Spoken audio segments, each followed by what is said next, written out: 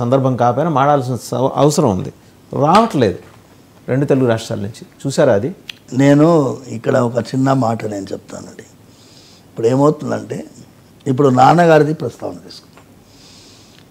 2001, 2002, 2003 నాన్నగారు ఏమంటే ప్రతి పొలిటికల్ పార్టీని కలిసి మేనిఫెస్టోలో 2004 ఎలక్షన్ మేనిఫెస్టోలో ఎండోమెంట్ యాక్ట్ని సవరిస్తాము అని పెట్టండి అని ప్రయత్నం చేశాను.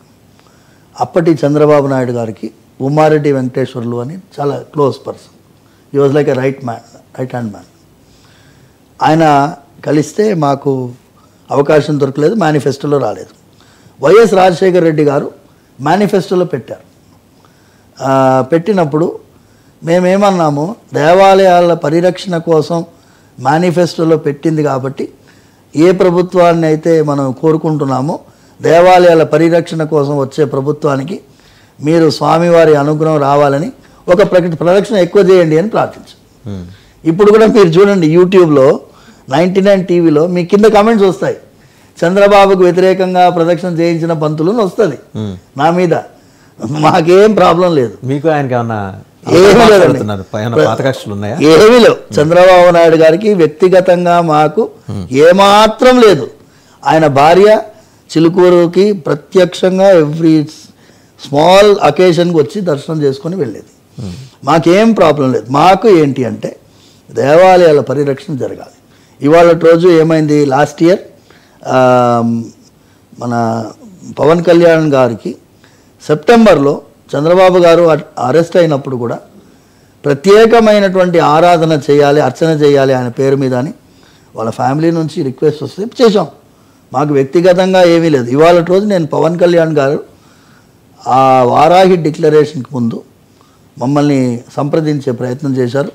మేము ప్రత్యక్షంగా వెళ్ళాం, పిలుపు మేరకు వెళ్ళి మీకు ఇటువంటి ఒక అద్భుతమైనటువంటి ఆలోచన రావడం మా నాన్నగారి ఆశీర్వాదం అండి అని చెప్పి, మీరు కూడా దాన్ని బయట కూడా ప్లే చేశారు, మీరు చూసాను. పవన్ కళ్యాణ్ గారికి ఎంత వీలైతే అంత మనందరం కలిసి, రాజకీయం కాదండి, it is beyond political thinking. సనాతన ధర్మ రక్షణ బోర్డు, ఒక వక్ఫ్ బోర్డు కంటే ఒక సూపర్ స్ట్రక్చర్ ఒకటి ఉంటే దాని కింద ఈ దేవాలయ యాజమాన్య వ్యవస్థ కానీ, ఎండోమెంట్స్కి సంబంధించినటువంటి ట్రిబ్యునల్స్ కానీ, ల్యాండ్ ఇష్యూస్ కానీ, ఈ రిలీజియస్ యాక్టివిటీస్కి సంబంధించినటువంటి ఏదైనా చిన్న విషయం అండి. మొన్న ఏమైంది, గురువాయూర్లో ఉదయాస్తమన పూజ అని ఒకటి జరుగుతుంది ఎవ్రీ ఇయర్. కొన్ని రోజుల్లో ఏంటి అంటే ఉదయాస్తమన పూజకి వాళ్ళు రష్ ఎక్కువ ఉంటుందండి, భక్తులకి ఇబ్బంది అవుతుందని చెప్పి క్యాన్సిల్ చేశారు. క్యాన్సిల్ చేస్తే ఎవరో ఒకరు హైకోర్టుకు వెళ్ళారు.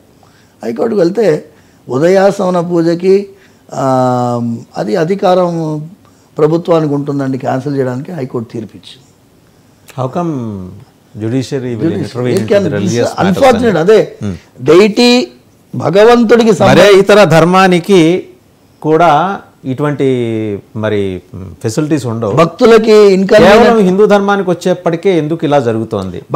టెంపుల్ అఫైర్స్ లోను కోర్టులు భక్తులకి ఇన్కన్వీనియన్స్ గా ఉంటుంది కాబట్టి మీరు ఉదయాసనం రేపటి రోజు నైవేద్యానికి 5 నిమిషాలు పడుతుందండి, భక్తుల లైన్ ఆగిపోతుందంటే నైవేద్యం ఇట్లా తెరవేసి భగవంతుడికి నైవేద్యం ఎలా చేయాలి అంటే చిన్న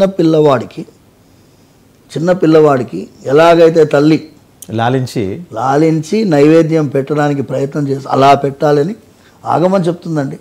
సో మీరు చేస్తారు. మేము పుట్టిందే ఆ వంశం, నడాదూర్ అమ్మాల్ వంశం అంటే స్వామివారికి కాంచీపురంలో